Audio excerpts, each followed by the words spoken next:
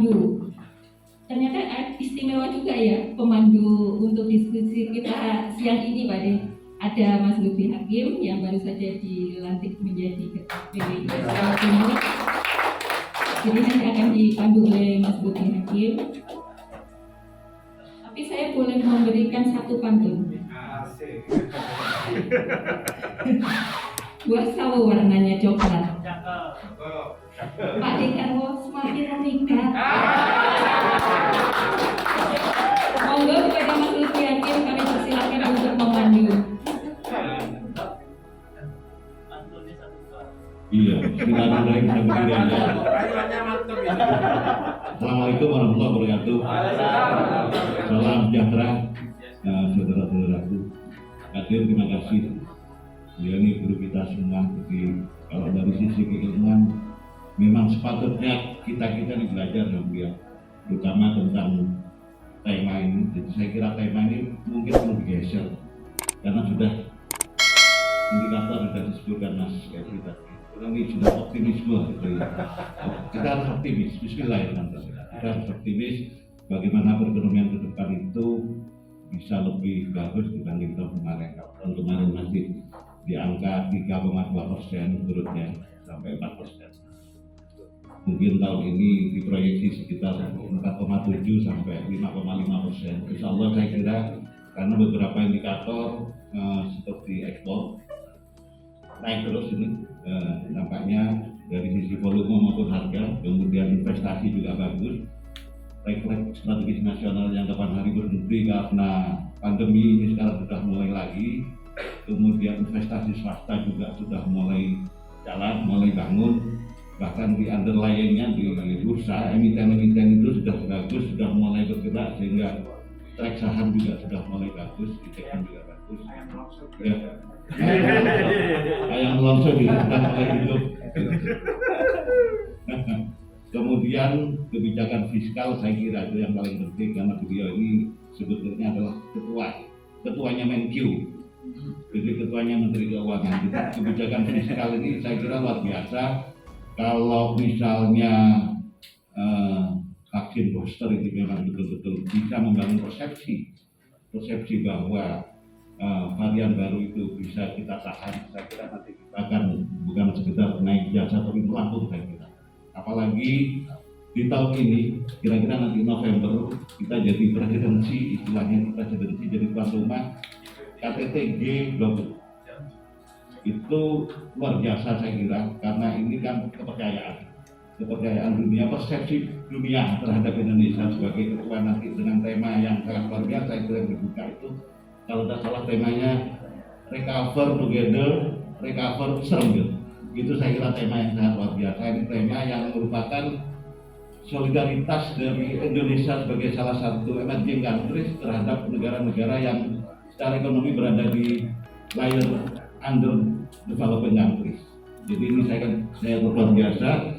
Nanti bagaimana kemudian indikator-indikator itu dikaitkan dengan persepsi publik di mana kita sebagai presidensi G20 yang subtemanya itu yang paling pokok itu adalah kalau tidak salah digital economic transformation. Kemudian yang kedua itu arsitektur tentang global health.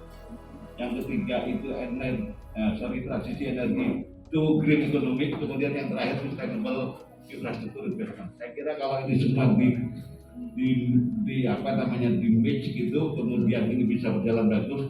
Saya kira optimisme ini akan. Tapi bagaimana detailnya saya kira dokter kita nanti akan menjelaskan karena beliau mengenal. Monggo Pak Dek, silakan.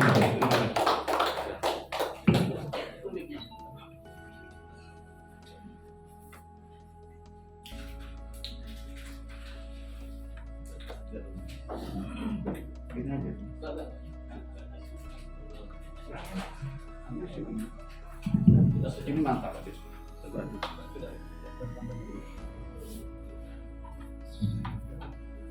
Assalamualaikum warahmatullahi wabarakatuh. Alhamdulillah, saya terima kasih diundang Presidium kami ke kantor lantai 3. Undangannya itu menarik, lantai 3. bagian di dalam kesejahteraan organisasi. Terima kasih. Dua, ini proses untuk melawan lansia pikun gitu. Ini Prof ya. Jadi kalau sudah ketemu begini membahas suatu, kita menjadi enjoy karena ini bagian di dalam kehidupan intelektual kami yang saya hormat. Karena apa? Ini satu perkumpulan intelektual terbesar di Indonesia, saya kira. Jadi perkumpulan intelektual terbesar ini. Sebelum saya menyampaikan sesuatu, saya ingin minta secara filsafat menurut saya personal. Ini yang kita bahas, mari bukan hanya prediksi pemulihan ekonomi saja, tapi perekonomian ekonomi yang berkualitas. Jangan sampai di kampanye besar-besaran 4.0 ini kemudian sasaran kita hanya efisiensi. Kalau semua sasaran efisiensi, maka kritik Perdana Menteri Jepang terhadap 4.0, Society 5.0 menjadi permasalahan serius di kita. Karena apa? Artificial intelligence akan memporak-porandakan peran sosial manusia. Ini sebetulnya kritikal kita yang paling besar. Saya kira kami pada posisi memberikan kritikal terhadap 4.0 yang menjadi kemudian manusia harus digantikan dengan teknologi artificial intelligence. Yang menyelesaikan di kemudian adalah tetap manusia kerjasama dengan teknologi, bukan teknologi menggantikan manusia. Ini yang saya kira ini sangat filosofis sekali yang harus kita pegang. Bukan sekedar pertumbuhan ekonomi, tetapi bagaimana sebetulnya pertumbuhan yang berkualitas. Karena tawaran tentang pertumbuhan itu tidak pernah trickle down effect, tidak pernah menetes kepada yang kecil. Ya, mungkin semua pemain silat, sehingga saking kuatnya pemain silat, air pun tidak menetes di tangan. Ini saya ingin mencoba nanti. Jadi saya mencoba pertumbuhan yang berkualitas. Saya sudah akan nyinggung terhadap Society 5.0, kegelisahan manusia terhadap artificial intelligence.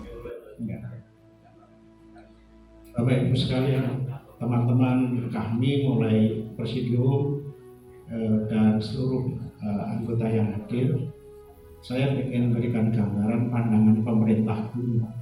Ya, pandangannya pemerintah ini per Menko 3 Januari dia membuat prediksi 3,7 di tahun 2021. Ya, sudah tidak 4 lagi. Ini sinyal sebetulnya pikiran optimis itu harus kita kritisi. Ya. Jadi hanya 3,7. Mengapa? Prediksinya karena triwulan keempat belum dipublish oleh BPS. Biasanya memang bulan Februari. Ya. Dan kemudian ada syarat tadi disinggung oleh moderator tadi. Ya. Syaratnya harus diharapkan vaksinasi triwulan 1 untuk yang kedua ini harus sudah 70. Ini variabel ini yang harus diambil. Yang kemudian 2 jutaan tiap hari untuk menempuh herd immunity, dan booster sudah dimulai tanggal 12 khususnya yang lansia. Ya.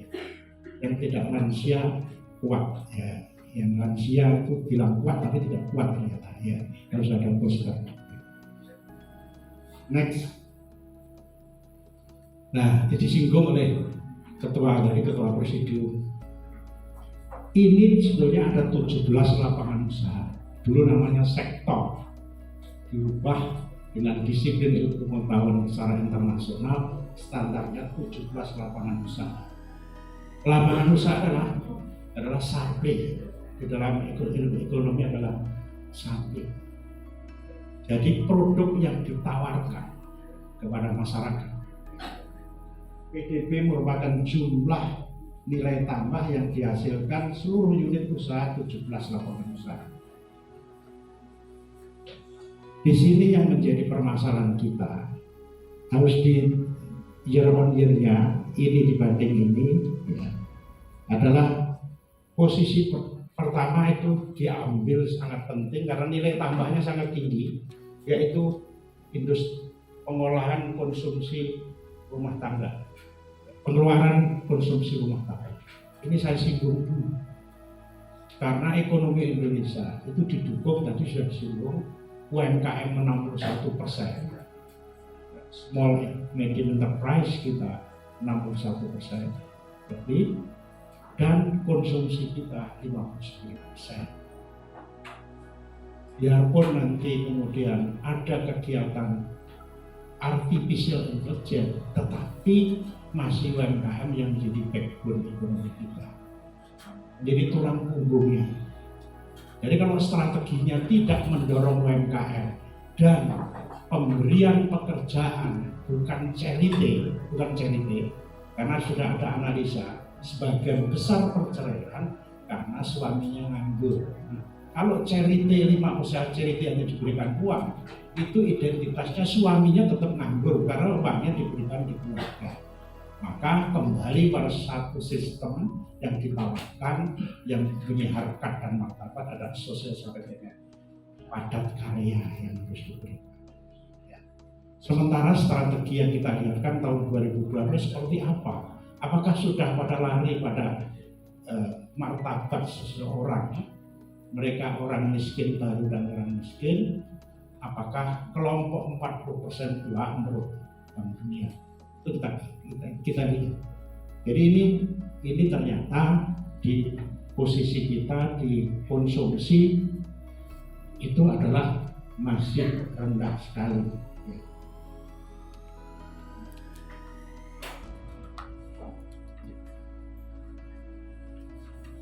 Sorry. Maaf. Tadi di lapangan usaha, ini di pengeluaran. Di lapangan usaha sekali lagi yang pertama adalah industri pengolahan. Ini turun dari 20% ketika nasional, 19 turun hingga 19.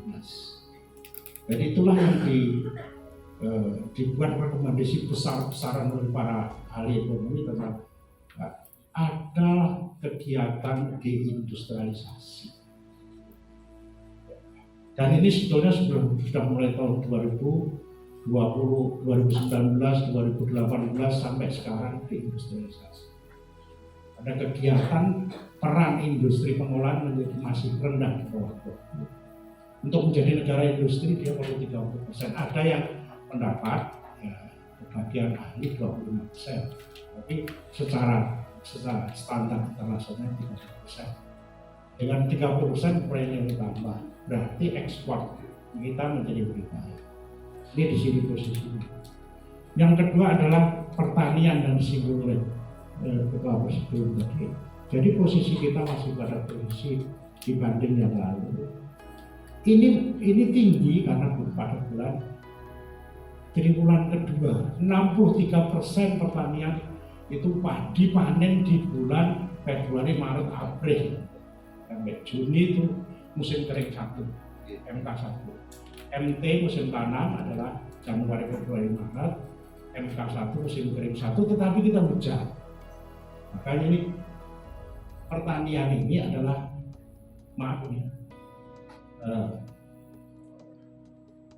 sebetulnya dilepas, memang hujannya bagus. Karena terakhir ini harga pupuk mahal itu bisa menurunkan produksi 16.000 dari 8.000 sebenarnya.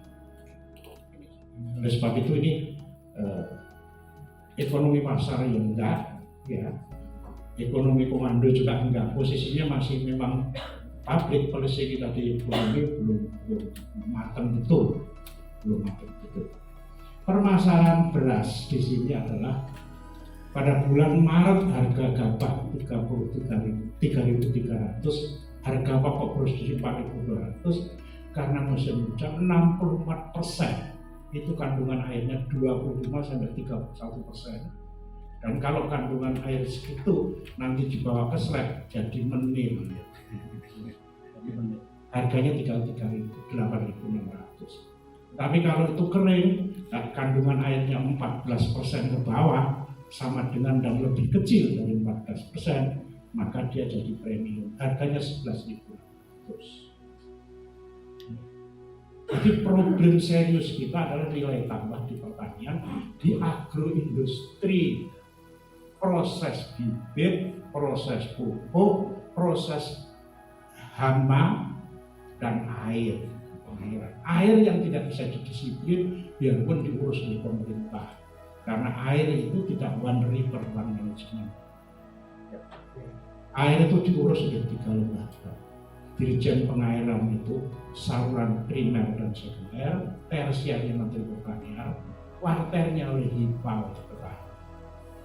Jadi tidak sampai air itu sampai masuk di sawah, sudah masuk di tersiar sudah habis, sudah dilubangi di. Ini kondisi kita. Jadi karena ini kelompok intelektual terbaik dan terbanyak di republik ini, saya kira kalau kita mau menambah dan mengurangi kemiskinan, posisinya di pertanian dan nilai tambahnya di petani. Harus apa? Dryernya harus di petani, pengeringnya, RMU-nya di petani, packaging hampanya di petani. Jangan dibawa ke silo-silo besar milik perusahaan besar. Maka saya usul ini pertumbuhan ekonomi yang berkualitas. Kalau gabah kering yang diangkut truk mulai ke Sragen, ya semua diangkut truk Sragen kanan jalan rumah itu harganya 3.300 minus 900 terhadap harga pokok produksi. Ini serius betul karena 60% penduduk kita di petani. Jadi menjadi dosen pertanian betul. Ada teman saya ini sudah ini skuternya masih ada. Siap. Bebas ya skuternya masih. Jadi kalau ada demonstrasi masih ada dia gitu. Dan skuternya masih dipakai. Izin Pak Marsono pada mahasiswa Bapak. Salah satu korban yang saya demo. Bukan sama yang tidak terasa dididik untuk bebas demo, sama sih terima kasih. Kalau rektornya tidak demokratis, Cukup di Polres sama Perwakilan. kalau rektornya tidak demokratis, sama tidak bisa dulu. Dan tidak bisa jadi pengurus kami di sini, karena nggak lulus. Lanjut ya. Ini ilustrasi saja saya sampaikan satu nanti kita diskusi. Maka yang kemudian situasinya yang tumbuh adalah industri kesehatan, dari kesehatan semua, karena tahun 2020 dan 2019 itu sangat serius, satu perang semesta yang musuhnya nggak kelihatan, yaitu penyakit. Kalau tentara perang semesta musuhnya kelihatan, ini nggak kelihatan. Jadi komandannya harus orang kesehatan dibantu kemudian diperiksa. Kita tidak bisa bergerak tanpa permasalahan. Oleh sebab itu kalau memang Omikron ini menjadi flu biasa, kita bisa tumbuh di Maret itu dengan baik. Jadi progres ini mungkin mulai Maret April. Dan seterusnya ini ada 17 lapangan usaha dan ini dari 9 yang kita buat. Ini sebagai memprovokasi intelektualitas kita. Jadi ini lapangan usaha. Jadi supply kita di sini. Posisi demand kita, supply kita di UMKM. Ya. Terus demand kita di konsumsi, baik itu konsumsi rumah tangga, lembaga non laba, pemerintah, dan pendudukan modal tetap, yaitu membuat sekolah, membuat perjalanan dan lain sebagainya. Ini dua ini yang jadi kekuatan ekonomi kita. Kalau kita terlalu ambisi di lain, itu juga tidak bisa mendorong tentang kesejahteraan. Sebaiknya konsumsi berapa? Sama dengan dan lebih kecil 50%. Kalau industri pengolahan tambah, proses nilai tambah di pertanian tambah, maka konsumsinya akan. Ini di dalam fakultas ekonomi itu pada semester 1 ya. Pengantar ilmu ekonomi. Jadi kita ingin menyepakati bersama ya, pendukung pertumbuhan itu ke depan apa? Kalau tadi moderator menyampaikan optimis kan ya. Next. Jadi mengapa ini saya tulis? Karena ada ketua Bapeda baru, ditanya komisi C sama komisi B, nggak bisa suruh keluar. Ada ketua Bapeda baru, tempatnya tidak saya kasih tahu. Kasih tanya, kira-kira perencanaan untuk pembangunan daerah ini seperti apa? Berapa kira-kira PDRB-nya yang akan dibuat? Ditanya, rumus tetapnya ini semester 3 ya. Jadi pendapatan daerah, pendapatan nasional PDB kita dibentuk di konsumsi, dibentuk di investasi, dibentuk government spending, pengeluaran APBN, APBD, neto daripada ekspor impor kita. Kalau ekspor impor kita surplus, itu akan menambah nilai.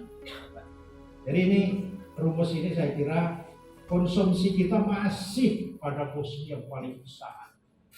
Investasi kita adalah di UMKM. Jadi public policy kita kalau tidak mendorong UMKM, sekarang UMKM seperti apa existingnya? Nanti kita cari bersama. Ini faktor eksternal kita. Yang paling banyak kita diganggu di Fed ini. Di Fed itu adalah moneternya Amerika. Diganggu di sini. Ini sebetulnya kritik kita terhadap Bank Indonesia dan Bu Sri Mulyani. Bank Indonesia itu moneter itu tidak peka seperti Fed yang ada di Amerika.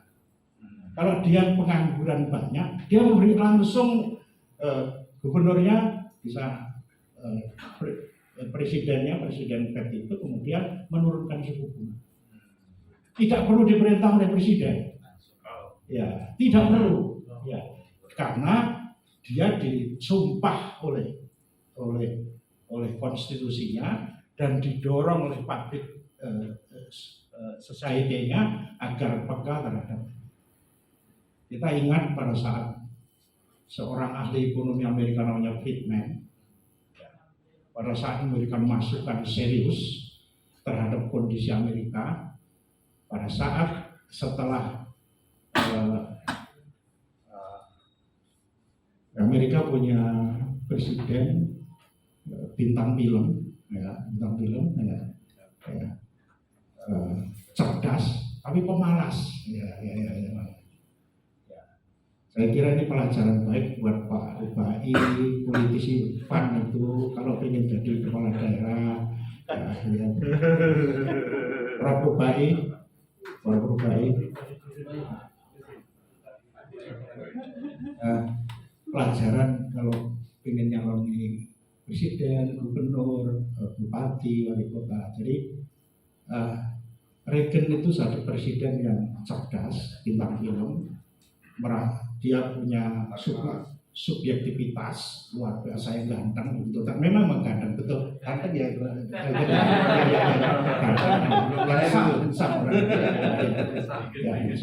Terus kemudian pemalas dia. Dia kemudian membuat kerjasama dengan Columbia University, membuat policy paper. Jam 11 malam diperintah Universitas Columbia untuk membuat policy paper.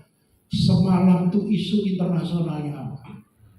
Bintang film bisa membahas nuklir luar biasa. Ini nggak ketemu soalnya, nasabnya nggak ketemu, nasibnya yang mau. Kemudian, policy paper jam 7 sudah harus di stop. semua peristiwa dunia ya harus.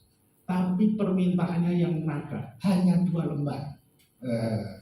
Biasanya kalau kita menyiapkan pengantarnya ada 3 lembar. Ya Prof ya. Itu hanya 2 lembar. Itu pun dia minum kopi suruh membacakan bersama stafnya. Ya. Kalau di sini KSP-nya lah. Tapi dia suruh membacakan, dia dengarkan. Kalau kemudian minum kopinya keselet, dia suruh ulangi. Sampai dia jam 8, dia sudah keluar di halaman belakang, ngundang wartawan.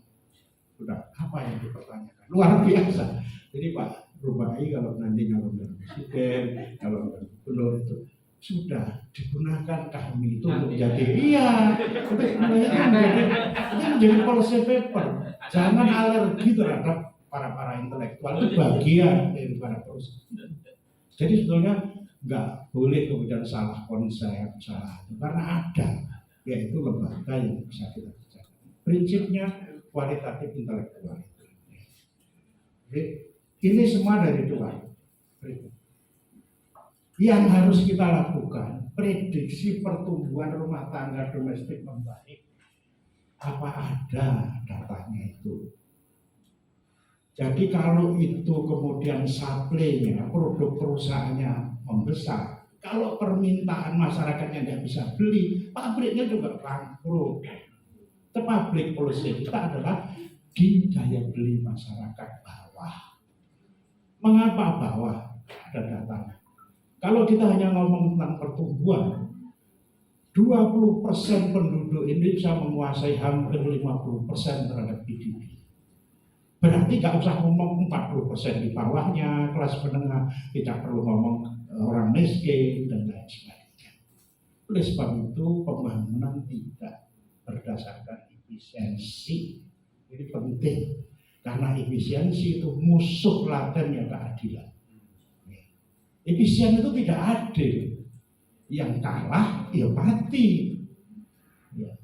Makanya kemudian ngurus orang miskin adalah bagian di dalam keadilan social justice kita. Dulu di program dokter kan diuji tentang social justice, keadilan. Ya, itu. Ini ada catatan domestik membaik kalau masih ini. Kalau terus kemudian investasi semakin membaik hampir di sektor ekonomi. Tapi kalau kemudian di Batam 400 hektar diisi semua produknya artificial intelligence, nggak ada penduduk Jawa Tengah yang jadi tenaga kerja di situ.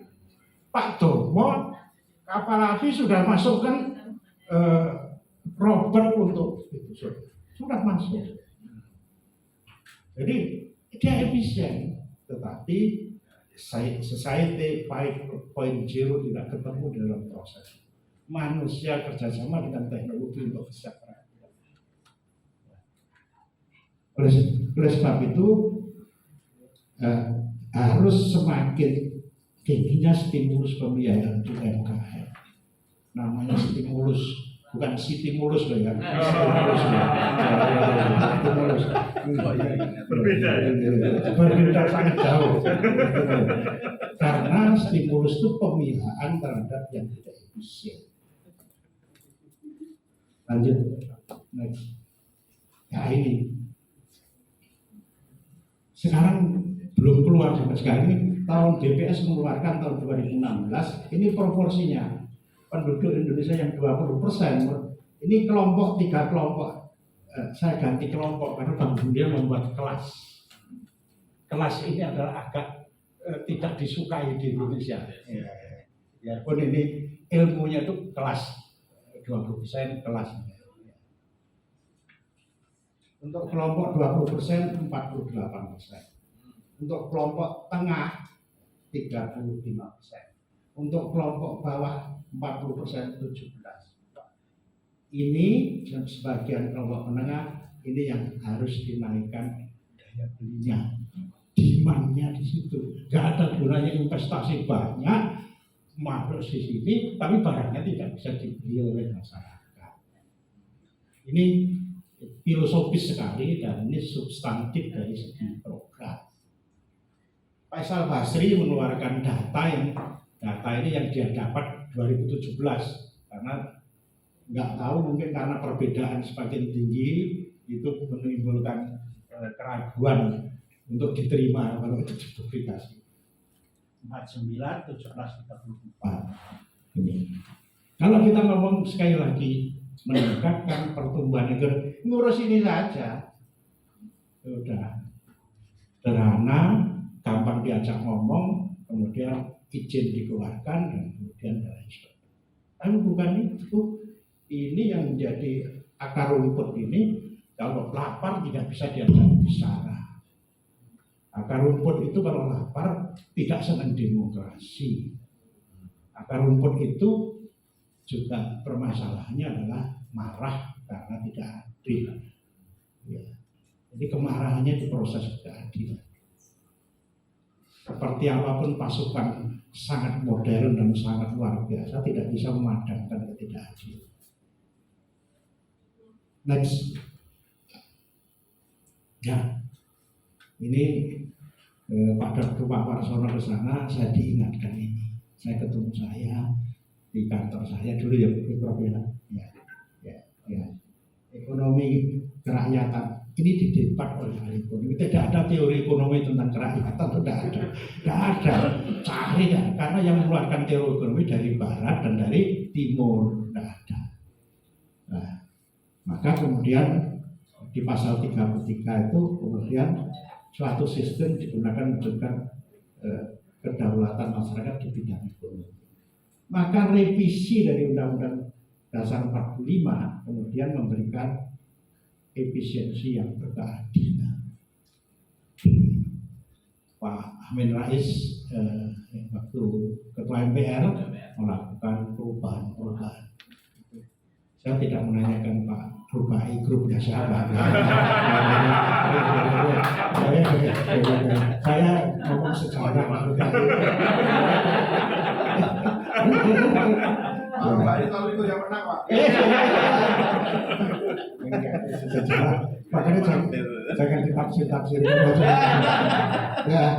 Nah, ini yang kemudian karena ini gelombang efisiensi luar biasa dengan 5.0 ini.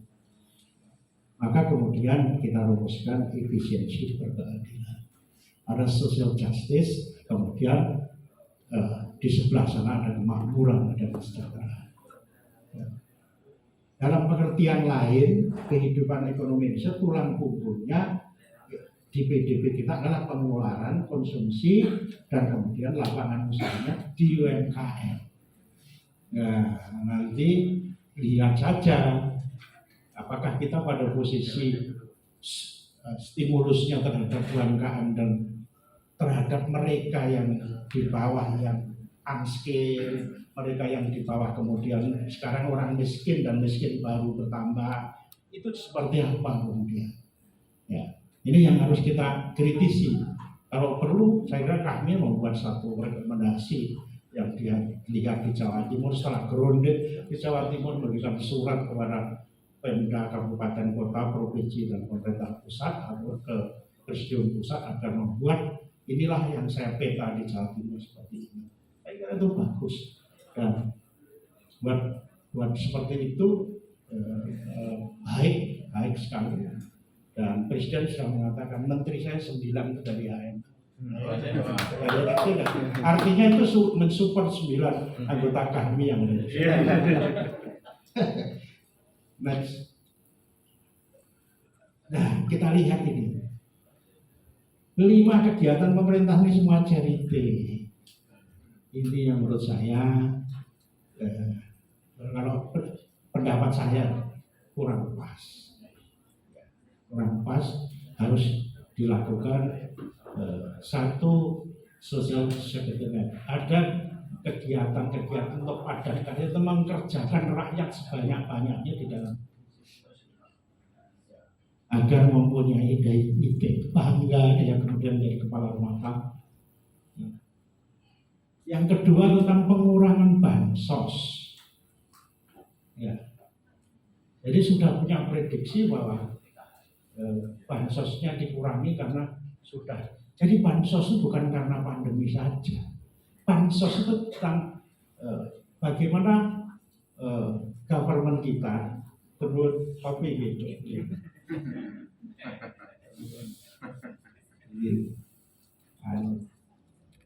Boleh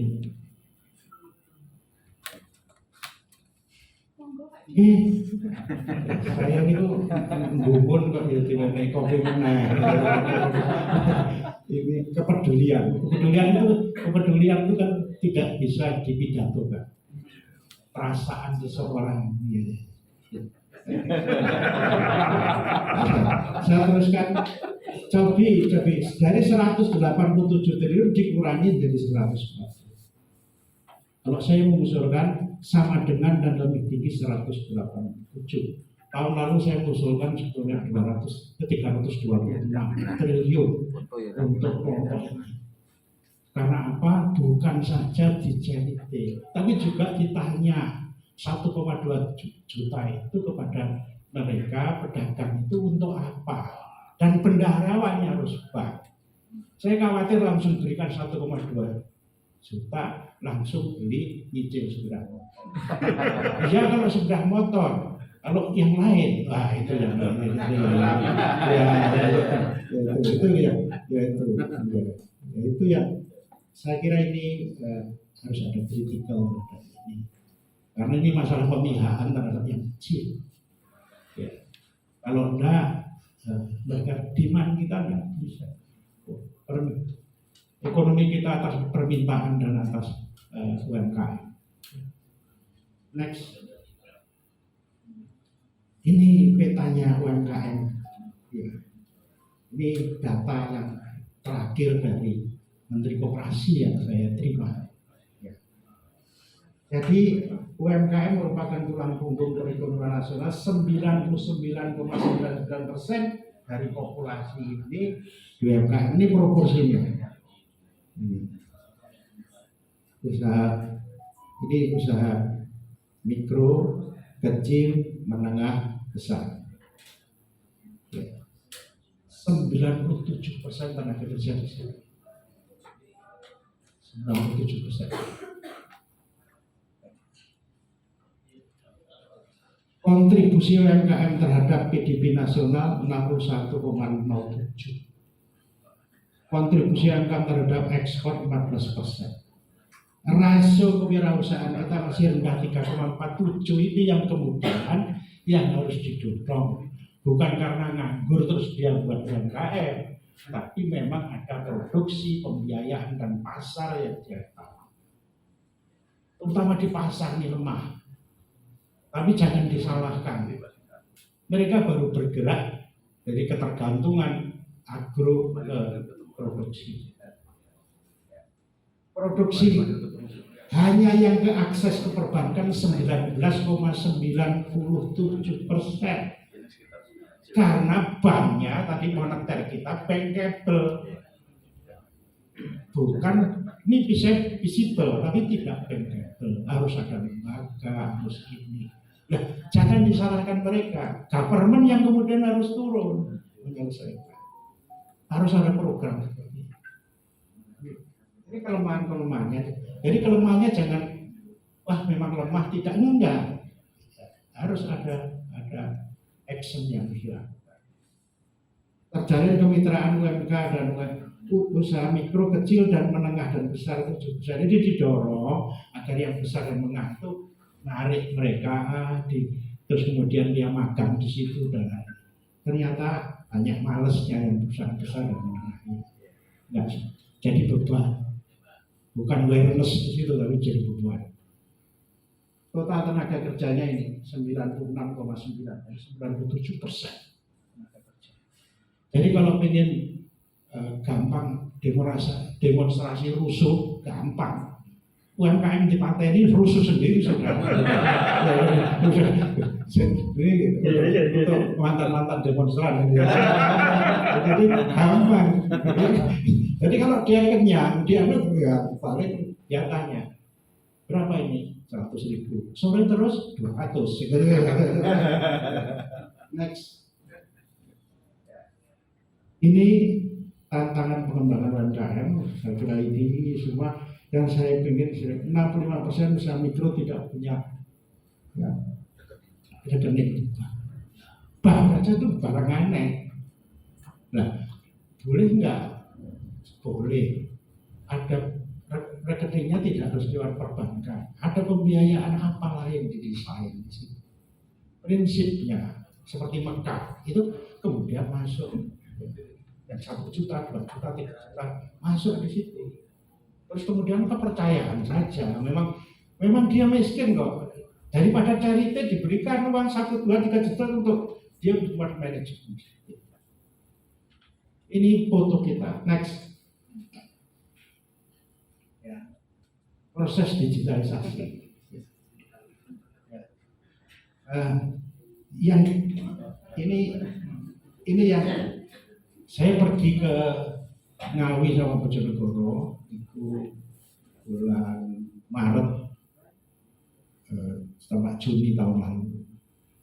2 desa yang digitalnya paling bagus di private sector, di swasta. Desanya Dental, Geneng, Ngawi. Ya, Geneng.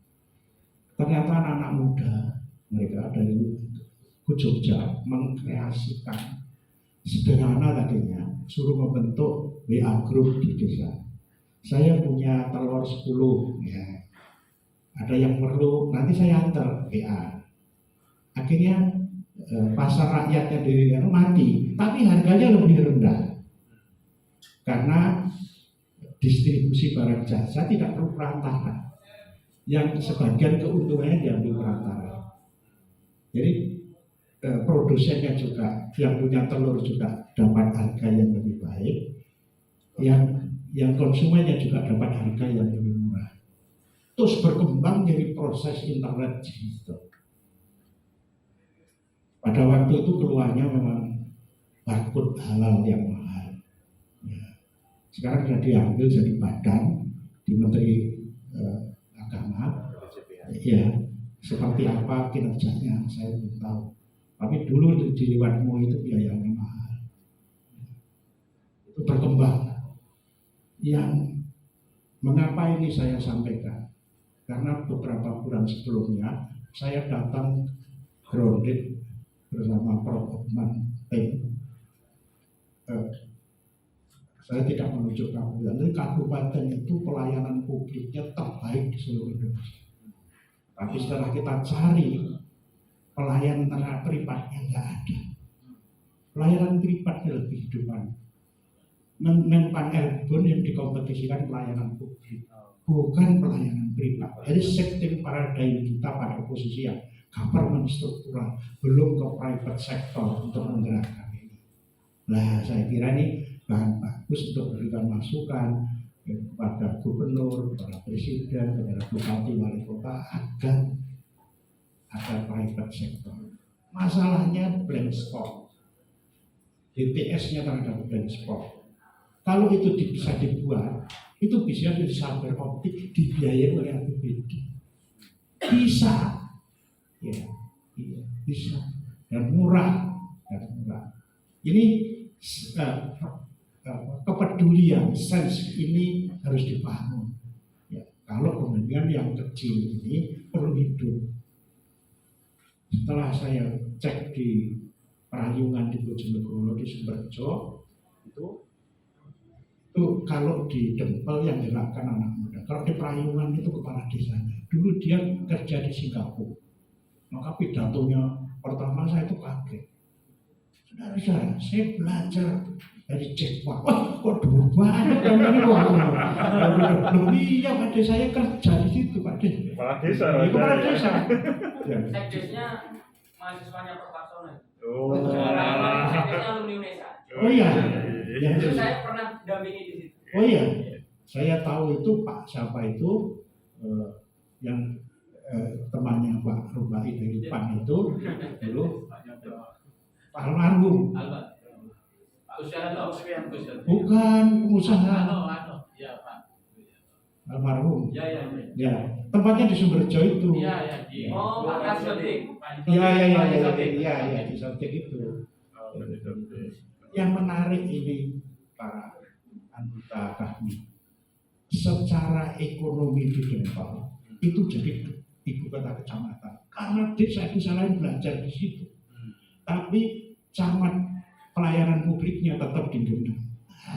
Ini menarik. Ini saya kira untuk disertasi cum laude. Iya, karena ada kompetisi pelayanan publik yang kreasi masyarakat, tapi ada yang dibiayai oleh pemerintah tentang pelayanan publik, tentang perizinan. Mereka tidak perlu izin, WA aja kepada grupnya itu, aku punya ini, sudah tidak perlu izin. Problemnya di blank spot, internet. Nah, jadi sama di Prayungan, ya. Ini sehingga kalau di Prayungan lihat kepala desanya. Jadi camatnya itu dengarkan pada kepala desa yang didahului. Wih, jadi yang offline itu tinggal 40% UMKM-nya. Yang online dan offline paralel itu 80%. Ongkosnya mahal, tidak efisien karena itu dua. Tapi yang online penuh naik 200%. Satu ibu di Prayungan itu 3 tokonya dilebur, tinggal satu yang lain untuk gudang. Langsung mulai. Jadi dia belajar packaging sendiri dan lain sebagainya. Kepala desanya. Jadi transformasi digital itu bukan kampanye. Transformasi digital itu adalah grounded, jadi kebutuhan di bawah. Dia harus dampingi itu. Saya kira kalau ingin populer dan dipilih, ngurus digital yang grounded itu daripada pidato yang tidak jelas. Ya. Saudara sudah datang. Sudah musimnya lagi.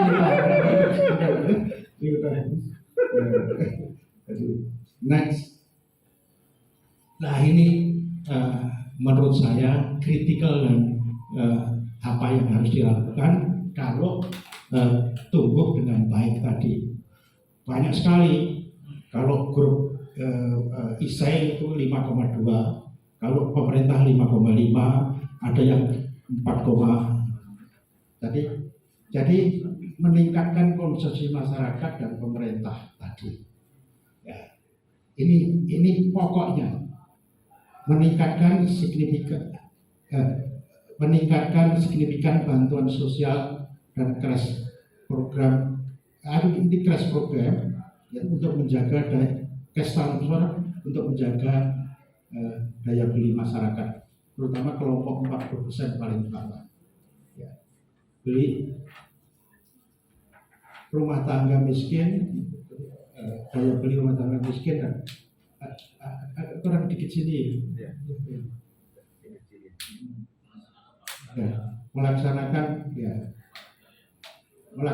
dari pengawasan sosial tadi, saya kira memfasilitasi akses ke pasar UMKM melalui pengembangan kemampuan inkubasi dan pengurangan hambatan perdagangan tarif dan kuota impor. Ini sebetulnya sangat serius untuk kabinet karena yang harus dilakukan bilateral. Kita masih terlalu multilateral. Sejak perang dagang antara China dan Amerika, mereka sudah runtuh semua. WTO sudah tidak digunakan sama sekali. Jadi barrier, larangan-larangan tentang transaksi perdagangan sudah kurang-kurang. Ya, sudah. China itu sudah membuat 2.821 larangan terhadap perdagangan. Ya, dia harus bilateral. Ada 427 dari India. Ya. Ini yang kemudian Menteri Luar Negeri kita sudah harus berubah, bukan Menteri Luar Negeri politik dan perdamaian dunia. Menteri Luar Negeri, harus berubah, mindsetnya harus berubah, dia harus membuat bilateral dengan Uni Emirat Arab, dengan negara-negara itu apa yang harus dilakukan. Kita punyanya apa, bukan perjanjian seperti itu. Sebagai contoh saja ini para intelektual. Pada tahun 2016, Jawa Timur itu ekspor perhiasan, baik itu intan, berlian dan lain sebagainya, emas itu 4,16 miliar dolar, ya, kurang lebih 65 triliun. sebagian besar ke Timur Tengah karena kita perang dengan produk handmade India. Ada 11 kabupaten di Jawa Timur itu tempat untuk perhiasan. Kita juga nggak tahu kalau di sini itu berlian banyak produknya dijual itu kita juga nggak tahu. Banyak di Kenjeran, di ini pusat-pusat besar. Setelah itu Uni Emirat Arab membuat satu keputusan yang penting untuk ikut di dalam perdagangan internasional. Kita dikenakan tax 5%.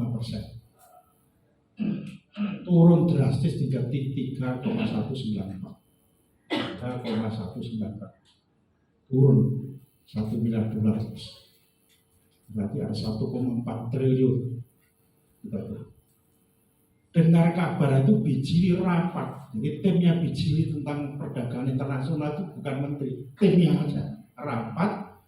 Hari pertama diputus, 2 hari memutus tentang timnya bergegas ke Uni Emirat Arab, zero tax.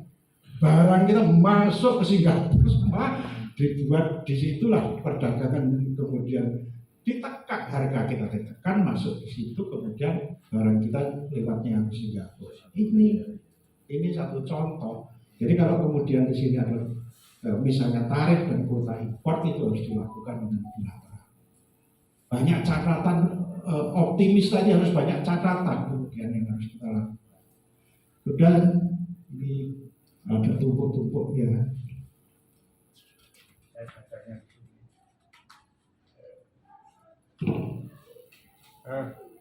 Kemudian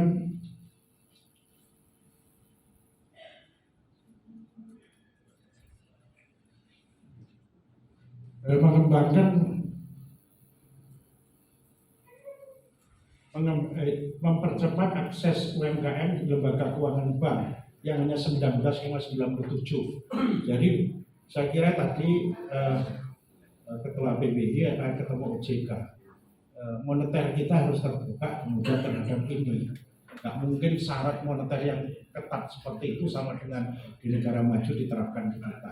Itu yang kemudian sebagian tempat kita itu UMKM itu tidak ada lembaga hukumnya, ya dia hanya rumah tangga jualan gitu aja. Nah, lembaganya yang memberikan pemerintah. Jadi Menteri Koperasi dan Kantor Koperasi membuat SK sendiri, yang SK sendiri diberikan dia jadi lembaga. Karena syaratnya moneter harus kelembagaan. Ya. Ini hanya 19,97. Mengembangkan peningkatan produktivitas UMKM misalnya mendorong adopsi industri 4.0 khususnya digitalisasi. Tadi yang saya sampaikan tadi. Meningkatkan penetrasi digital UMKM melalui pembuatan online marketplace barang dan jasa per November 2020 itu baru 23,9% yang ikut digital ini terbaru bulan November. Diharapkan 2022 sampai 45 dan 50% kalau kita pengen tumbuh 5,5. Pemerintah membuat lembaga optaker tadi yang saya usulkan untuk kelompok-kelompok on-farm kita, ya, agar kemudian produk on-farm itu kemudian jadi off-farm, kemudian ada optaker di situ. Kalau enggak dia ngumpul di situ enggak bisa dijual. Sekali lagi karena daya beli masyarakat yang turun, ya. Memperluas kemitraan strategis UMI, usaha mikro ultramikro, ya. Usaha ultramikro itu di bawahnya mikro, UMI, ya, kecil dengan UMB, menengah dan besar. Per November 2021 baru 7%. Semua ini harus ada fasilitasi dari pemerintah karena salah satunya perlu kelembagaan. Jadi tidak bisa kemudian tolong dikonkretkan betul oleh pemerintah, negara hadir ya di posisi ini, jangan kemudian di hal yang lain. Yang ini perlu betul di sini. Nah, ini yang saya kira usulan kami 5,5 terjadi kalau 9 permasalahan itu ada entry point di dalam public policy. Kalau enggak, saya setuju pikirannya beberapa pengamat paling tinggi ya 5,2. Tapi kalau itu bisa tinggi lagi, kalau kita hanya memikirkan yang kelompok 20% investasi lagi, terus kemudian investornya pakai kemudian robot dan artificial intelligence memang tinggi, tetapi tidak netes sama sekali. Terima kasih. Wassalamualaikum warahmatullahi wabarakatuh.